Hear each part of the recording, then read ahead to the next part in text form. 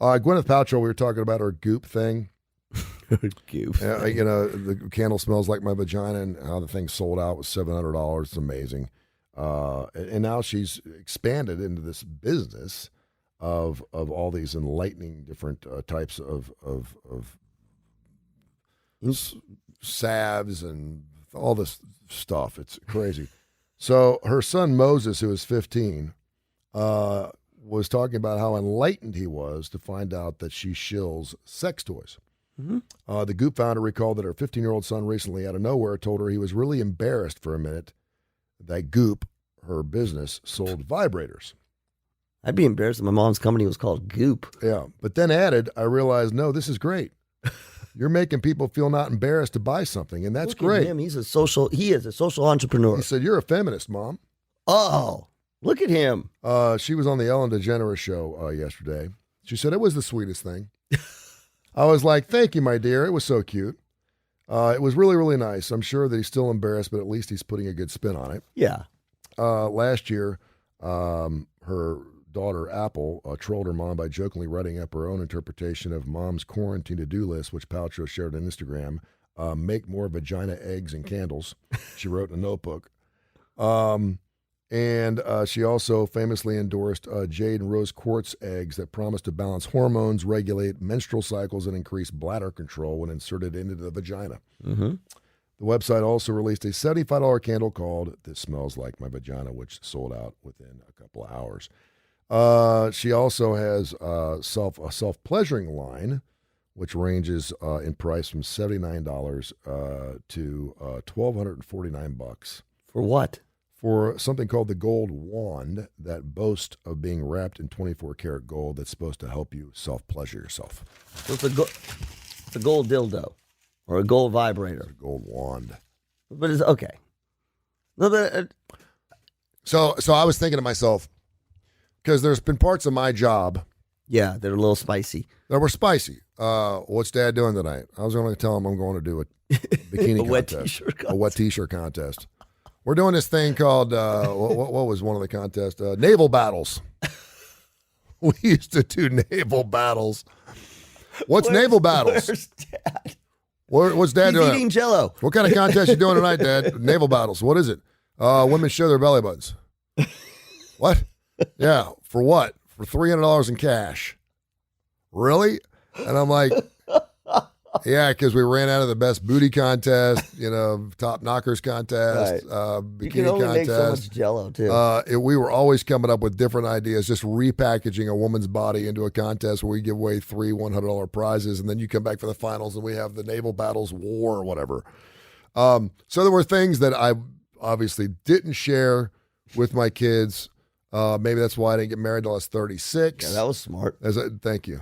And as I got a little older, and obviously I was working a lot of nightclubs, so my kids couldn't be there. But when I was doing a Buffalo Wild Wings or I was at the Cajun Steamer or whatever, then certainly my kids could come out and see me, and that was certainly a toned down type of show.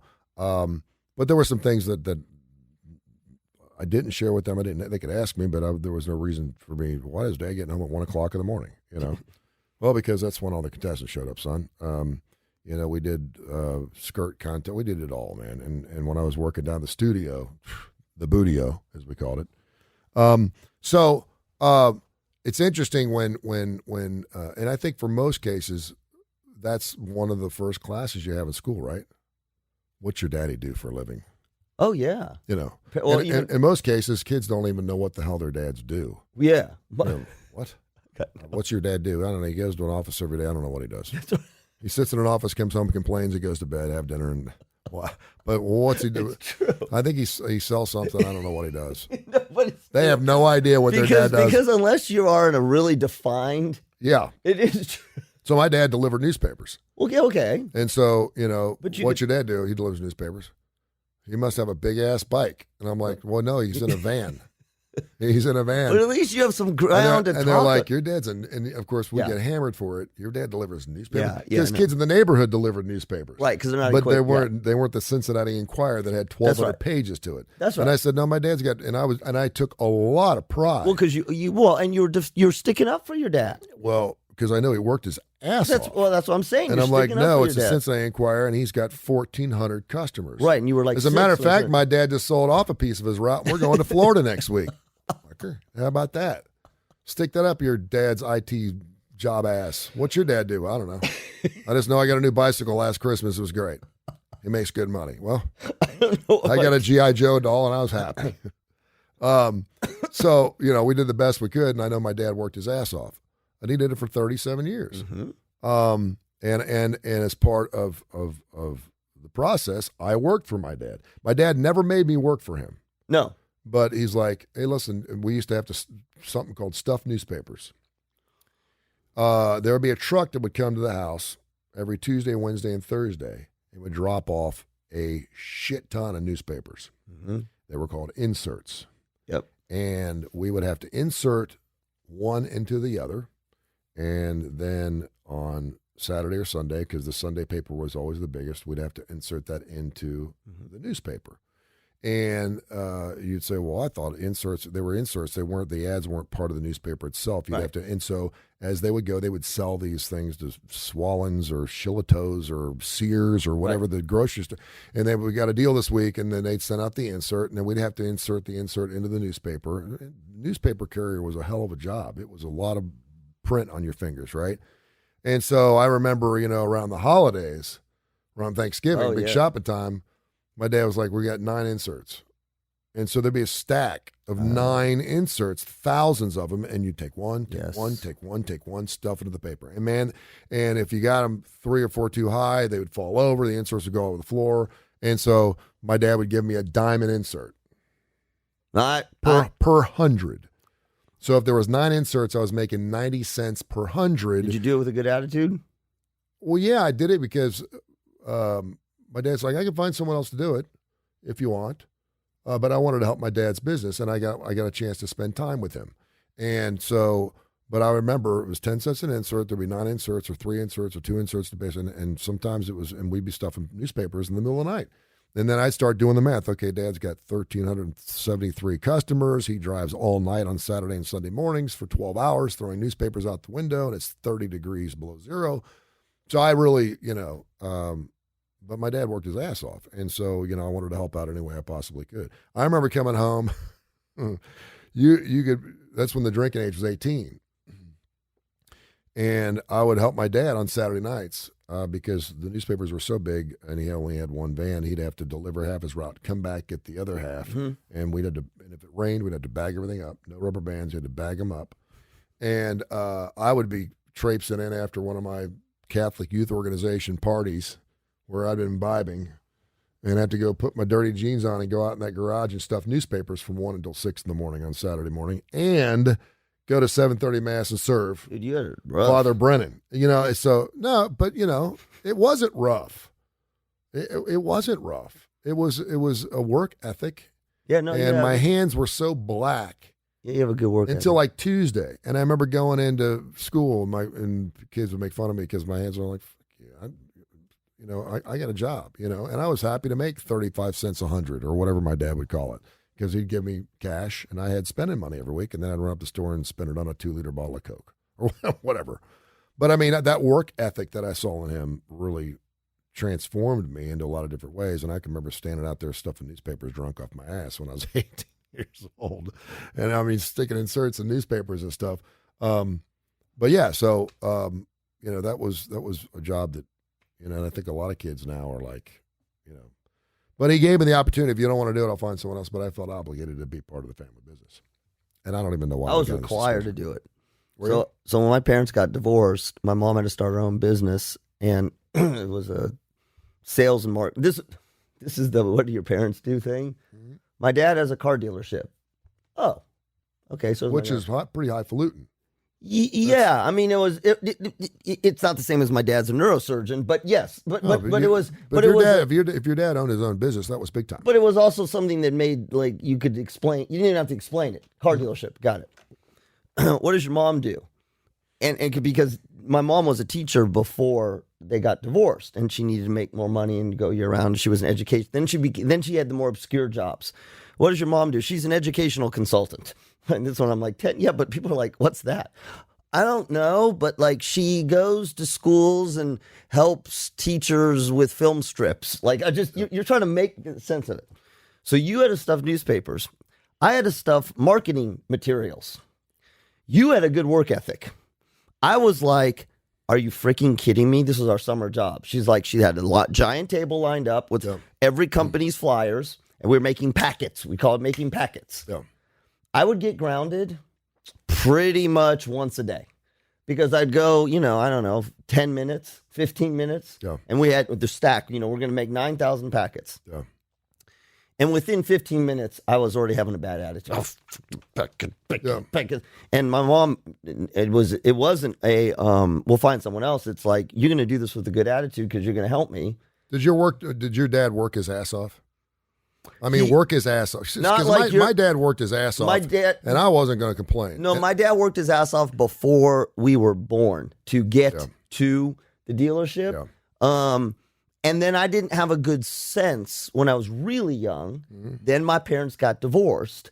Now I will tell you, my dad became successful as part of the divorce. My dad became successful with other investments.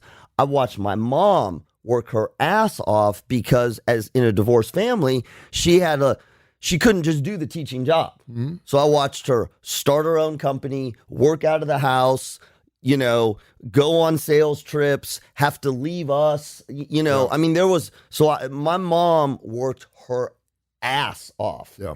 And I still got in trouble for not wanting to do the package. But that's where the respect, my respect for work ethic came definitely from my mom. My dad wasn't a slacker. Yeah. He seemed to do well. I was going to say this. This is the last thing. You asked about what your kids, so your kids would say, and you're a personality here, my dad is, my dad's a radio host, or my dad's on the radio. Yep. So us growing up, I'm saying my kids growing up, it was always the same thing. My mom's a psychologist. Oh, what is it? She talks to people, and when kids she talks to people, makes them feel better. What does your dad do? My dad's a psychologist. Oh, does he talk to people? No. And no. Does my kids would know? What does he do? Well, he's at UAB. He is at the university. What does he do? We don't know. But then it would go from we don't know to he talks on the phone a lot and has a lot of meetings. Then it got really weird when I started doing my technology company. My dad's a psychologist. Oh, that's great. Does he help people? No. What does he do? He does something with computers, and he's at the thing, and then it would be, and he's on TV sometimes. Oh, he works at a TV. No, he doesn't work at TV. And then my kids, the last thing, and sometimes we're on TV with my dad. Sometimes, and what would end up happening really quickly is the kids they didn't care what. Like, I never got invited to career day. Yeah. Ever. Yeah. My wife would go. My wife showed up with Rick Carley. Yeah. Because my wife would come in, and this is Dr. Julie, and she helps people. They couldn't have me there because kids would be like, I was like, we have no idea. And even if I explain, I came to one career day when the kids were in like 7th grade, 6th grade, talk about technology. It was a total bomb. I used to do career days all the time. Because you were a celebrity. You were a radio celebrity. Well, that's when there was jobs in radio. There's not jobs in radio anymore, and that's why we created Tony Curry Radio to do our thing and do our show. And this is the future. I remember one time when I was going to college. I was going to Xavier, and the minute I got off school at 2 o'clock, I'd have to go to Kentucky Fried Chicken. And then from Kentucky Fried Chicken, I'd work, and then I'd have to go to my Kings Island amusement park because we were money counters, and so I had to get there at 9 o'clock at night because we were waiting for receipts to come in, and then I would work overnights at the radio station. And I did that for like two straight years. Oh my! And I remember one morning, man, waking up to go. My dad didn't fuck around with mornings. Okay, right. My dad was like, "We ain't doing no sleep mode or any of that garbage. You get out of bed." So he come and wake me up, and man, I better pop up pretty quick, because and I loved what my dad did. I know he worked his ass off. And one morning, man, I said, "You know what? I'm sick and tired of this thing. I'm exhausted. I'm not doing this anymore. I'm 20 years old. I should be out having a good time. Blah blah blah blah." Yeah. I never got ripped so hard in my life from my dad, and I'll never forget that moment. My work ethic is not perfect by any stretch, but man, he made me appreciate the fact that I had 3 jobs, that I was doing some things that I really love to do, and it hurt his feelings that I was my attitude. The guilt. Oh my God, dude, Josh, I'm telling you, that's and all I looked at was my dad's black hands throwing 1,200 newspapers out a damn van window by himself all night, and I'm like, I'm complaining that I get to work in an amusement park, that I'm doing radio, and man, that was the last time. That's some healthy guilt. Yeah, and I was like, he's like, get your ass out of bed right now. Yeah, and start your day. And man, I was like, Amen. And I'll never forget that moment. And I think a lot of kids just don't appreciate, work ethic is such a. You got to have tough times to build a strong work ethic, so you can enjoy the struggles of your labor. Yeah, down the road. You want it to get easier. Hell, look at us. I had it pretty easy for 30 years. Yes. And then we had to kind of start all over again with Tony Kurre Radio and the Kurre and Klapow show, and we're reinventing ourselves. Yes. And I know it's going to be now the sky's the limit because I'm my own boss. But I mean, it's that work ethic is super important. I think a lot of kids, I'm not being an old guy, but I think a lot of kids just don't understand good work ethic anymore. Because if you work really, really, really, really hard early, it sets that ethic. So when you do get things a little easier because of all your hard labor, then those are your successes. So this show, you'll need to podcast, and what you can do is, instead of listening to it yourself, you can just sit your kid down to today's show and say, sit down, shut up, and listen to this. This is Tony Kurre and Klapow giving you some good life. We just saved you. If you're a parent, you don't have to go through it. We just spent 35 minutes with some. I'm saying, and this ain't sitting around listening to Grandpa talk about how rough they had. Because technology's been great. Obviously, we have the cotton gin now. We have things that made our life easier and better, but we're also fat as shit. Right. The 35% of us are morbidly obese because we don't move anymore. We can do everything typing in a computer. We don't cut our own grass. We have someone doing that for us, and blah, blah, blah, blah. And so, we got people shopping for us. Yep. Okay. At the grocery store. We have to go on the radio. We have to go on TV now. You have to say goodbye. Say goodbye, Tony.